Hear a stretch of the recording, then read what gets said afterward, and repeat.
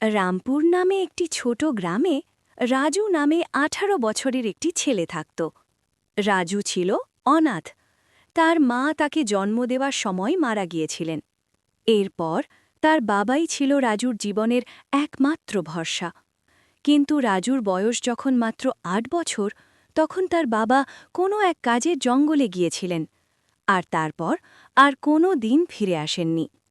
সেই ঘটনার পর রাজু পুরোপুরি একা হয়ে যায়। রাজু গ্রামের একটি ভাঙাচোরা কুঁড়েঘরে থাকত। তার বাড়ির পাশেই থাকতেন গ্রামের সরপঞ্চ এবং তার স্ত্রী। তাদের কোনো সন্তান ছিল না, তাই রাজুর বাবা মা মারা যাবার পর তারাই রাজুকে নিজের সন্তানের মতো করে বড় করেছেন। একদিন সরপঞ্চের স্ত্রী রাজুর জন্য খাবার নিয়ে এলেন।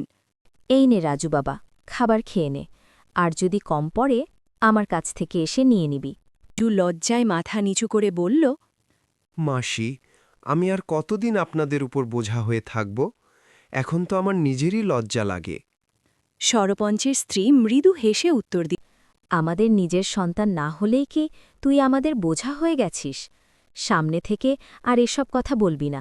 তিনি সেখান থেকে চলে গেলেন। রাজু মন দিয়ে খাবার খেল। খাওয়া